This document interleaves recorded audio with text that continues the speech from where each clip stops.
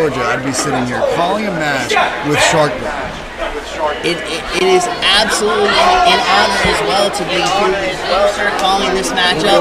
And with Shark Boy, Hager is phenomenal in the ring. He has a really tough matchup here to start off this matchup with Blackwell.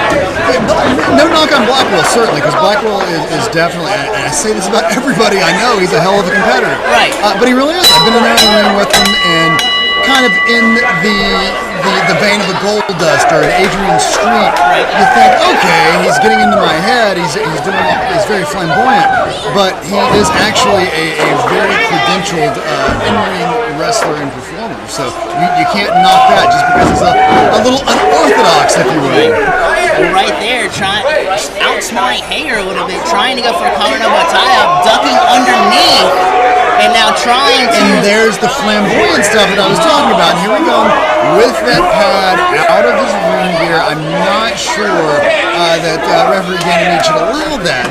Right. He didn't have that on at the beginning. It has to be a foreign object. Right. It can't smell good. Well, I can attest to it. It doesn't smell good. So let me ask you this then. Given Hager's experience, will that help him in trying not to be out-game planned? I think Hager just answered you right there. He just pulled out his own gimmick. And I'm not, and I know it's like a PGS show. He pulled out his own gimmick. It was an elbow pad thing. Right.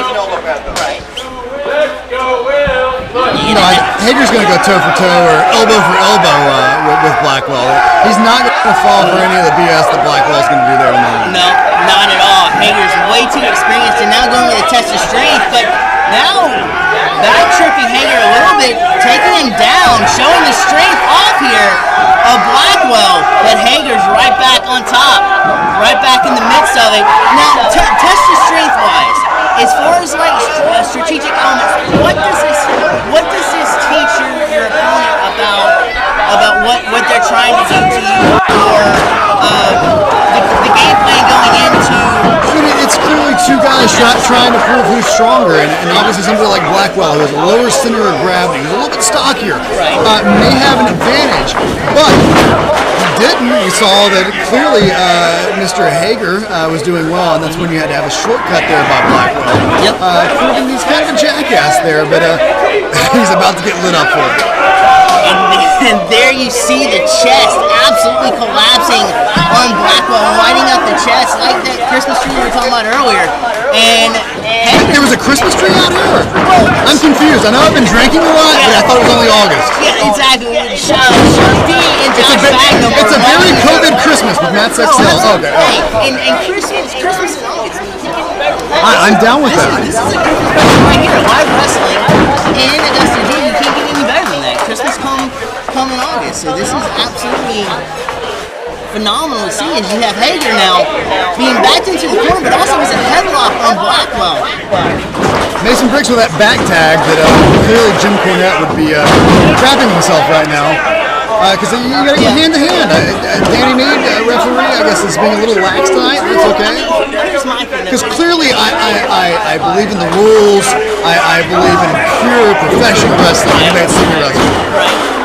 Is there anything that Jim Cornette does not criticize nowadays? I'm sure he would be a huge fan of the rock and roll model Matt Sexton. And as you see right there, a huge suplex, but keeping the clutches on. Clearly Brix is the human suplex machine in his orange and black singlet.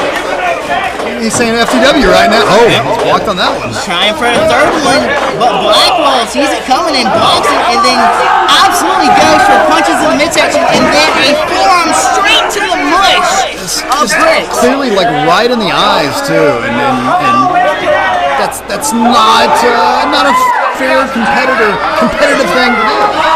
No, but if you do that, if you blind one eye, you have a significant advantage going. You talk about advantage. You've got Toomer in there right there. Like that's a hoss. Like we talk about professional wrestling about hoss fights. That's a hoss. Absolutely, and not only that, but when you have moves that come down like a splash, or when you have moves that Toomer would leave his feet for, it's significantly higher impact because of the stature of Toomer. And like Mason Brix is winning me over right here because he's clearly showing no fear. Right, like, maybe he should have. But then there's another aspect to Toomer's game is you see that quickness there, outsmarting Brix with that leg sweep of Mason Brix there. You would not think a guy would be able to move that size would be able to move like Toomer does. But he moves. He moves well, and then I think he's only been wrestling a few years, but he moves much better and much quicker and much more intelligently than somebody that's only been a few years in the wrestling business. And he clearly knows that he's in control now. He's going to take his time with Brix. Right. And you can tell he studies wrestling from all over the world because especially from Japan, as he's wearing a shirt that absolutely embodies Japan. And I mean, fun fact, I once performed on an all-women's show in Japan, so I clearly know a thing or two about Japanese professional wrestling. And from your take, because I do as well watch a lot of like New Japan, Wrestle One when it was going on, and some stardom stuff. So talk a little bit about the learning curve over in Japan that Toomer admires, and what you've seen over there in learning about the Japanese style. It's obviously a strike-based offense a lot of times, and you can see that with Toomer, with in the corner there with those hard, stiff chops, and then a fantastic spine buster there from Odam. Absolutely. Who's more of your traditional American power guy, and dare I say body guy. He's a put together. Could be an athlete in any sport, and obviously chosen professional wrestling. Not really staying on Brix, and there you go, didn't stay on him, allowing Shark Boy to come in. I was just about to say that could be a mistake when you get a fresher man in like Shark Boy, who has experience all around the world, as we mentioned earlier. It could possibly be a tough hill for Odam to climb. I mean, Shark Boy's going to show right here. He's going to wrestle circles around Matt Odam. Because Shark Boy's been doing this for quite a while, a lot longer than Matt Odam has. He's probably going to teach a thing or two to Matt Odam. But there you go. There's that size advantage, that body guy, if you will. Matt Odam showing that there's no way that a tackle's going to drop him. So let me ask you this: is there any world of wrestling that you see right here with Shark Boy's quickness and Matt Odam's power?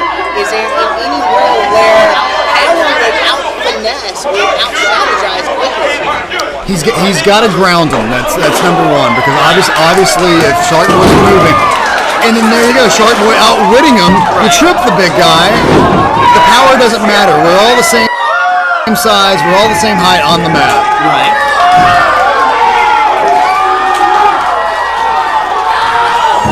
And Shark Boy trying to get the fans riled up here and does so. And now Matt Odam is...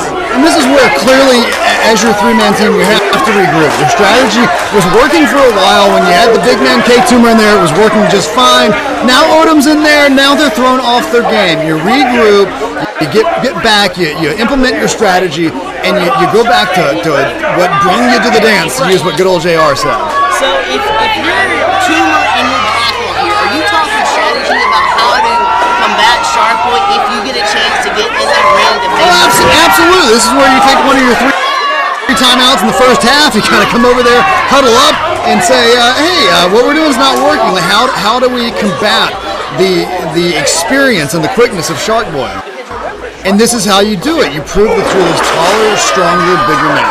Because remember, Shark Boy is in the ring with Alex Shelley's in the world with guys like that, and he's had a ton of experience with bigger athletes as well, not only in Impact Wrestling, but all around the world. So he has experience, and he can use to his advantage against Matt Odam. Which we saw right there with the drop kick out of the test of strength. Showing he's a little bit smarter, a little bit wittier, a little bit quicker in mind and nimbleness than Matt Odam. So yeah, and now here again, like I said, that should be your strategy. You're grounding the bigger man. isolating the arm right now, putting a lot of his body weight, forcing a lot of the body weight on the arm and the shoulder of that Odam. And it also kind of grounds you in the other way because it doesn't leave you any room to try to wiggle out or get to your feet with the pressure that high up on the shoulder and the arm of Odam from Sharkboy. Yeah, I mean, he's clearly having his way with him right now, and as he should, proving that he's the experienced grizzled vet that Sharkboy is. And there we go. Let's go ahead and just rip that arm out of the socket. A guy with no arm is not going to win professional wrestling. Arm swept there, and then a nasty elbow to the kisser of Sharkboy. And this, I was going to say, this is where you need to get the fresh guy in there. You ground Sharkboy. Obviously, Odam hurting already. Now, I think his tailbone's hurting as much as his arm. And there's that patented ass bite from Sharkboy. Sharkboy is killer with that keister bite, and sends Odam all the way out to the floor. And now Brix tags in from Sharkboy, wanting a piece of the action here. See, I'm hoping we see like this, running 720 to the floor from Brix. But Odam's back in, so I don't get my wish. Now, Brix, you alluded to it just a minute ago. Brix can fly too, even though he's more of a kind of a ground and pound type. He has the advantage He probably, of his team, definitely is a little lighter on his feet than his two tag team partners. But you're not going to fly when the big man Toomer is pouncing you halfway across the ring. Tag right there from Odam.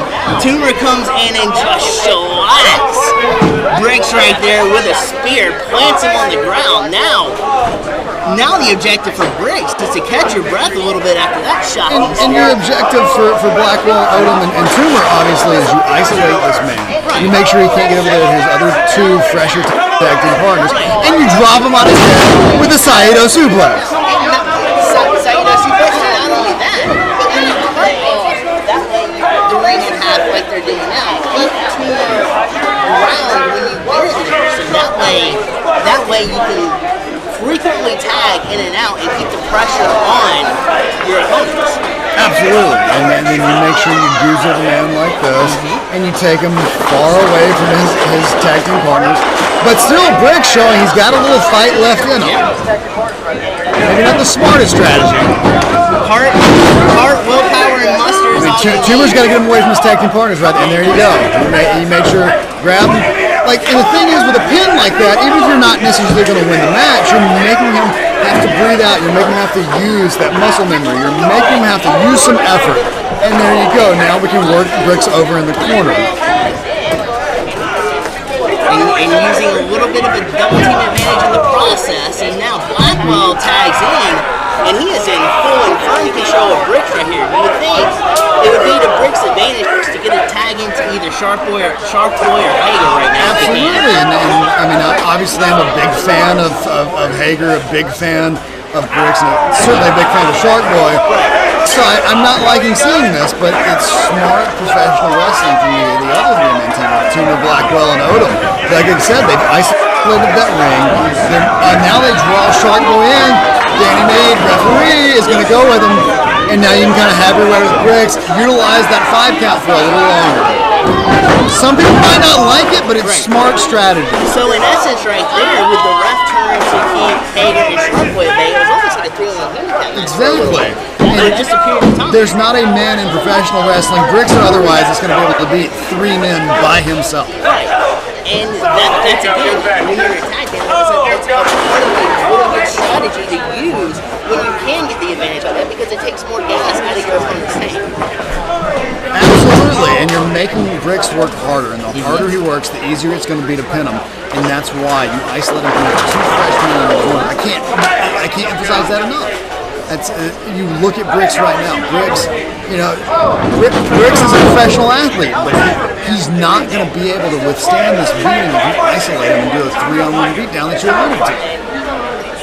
How's that for a man who drinks all the time? I said alluded. I've used a lot of SAT words. I'm telling you what, man, it's smart all the way around, and then add on a couple more drinks. I I think so. Like, I mean, I get smarter as the more I drink. Because I are stupid when I'm not drinking. Well, at the same time, it's like that college curriculum. Exactly. Like I teach, beer drinking 2201. So sign up with Matt's Excel. And not only that, all right, now this is the opportunity that Mason Briggs has to make the tag to one of the freshmen in his corner. Because that's the only chance he has. Briggs, that was his last ditch effort, that clothesline to Blackwell. And then Blackwell now is trying to get over to Toomer and Odam. So I think you're the first one to be able to tag in their opponent would have the advantage in firm hand here. And that would be Odam, but here comes Shark Boy, so don't discount Shark Boy. Strong strikes from Shark Boy.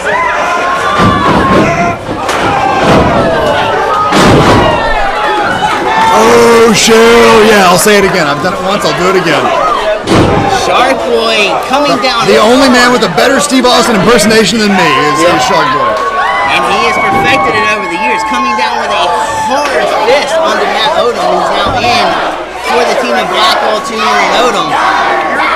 And Shark Boy raining down some hard fisticuffs to the kisser right now.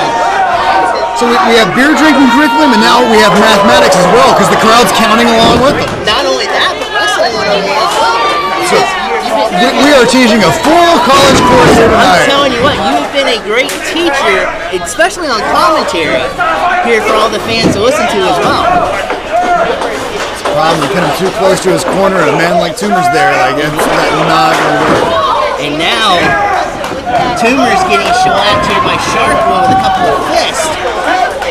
And Shark Boy there teaching Toomer a lesson with that patented kiss off the leg there. And no matter how big you are, a knee to the jaw is gonna knock you down. Same with a rude awakening. And it's almost like a Jeff Hardy jawbreaker in its uniqueness too. I have not been able to see very many people try and pull that jawbreaker off like Shark Boy does. Right, and it's a unique offense, comes from a different angle, and so your opponent's not prepared for it, and so it's that much more effective. Matt Odam is charged up and fired up to get to. And of course, my favorite maneuver, a stunner. 1, 2, oh!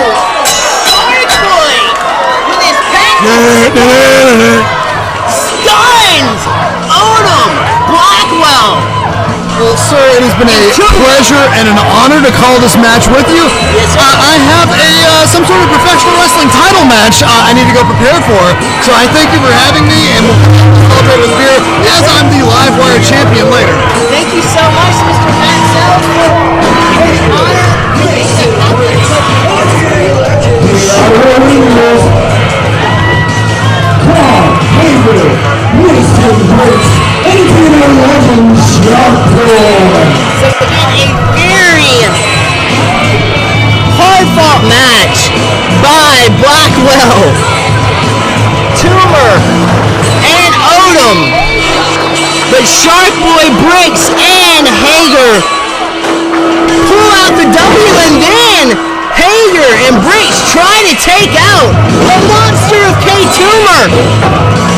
Shark Boy, after he dropkicked stunning Toomer from Hager and Brix, comes back and stuns Toomer to the delight of you watching at home on Twitch, and also the fans here in the Armory watching Livewire live.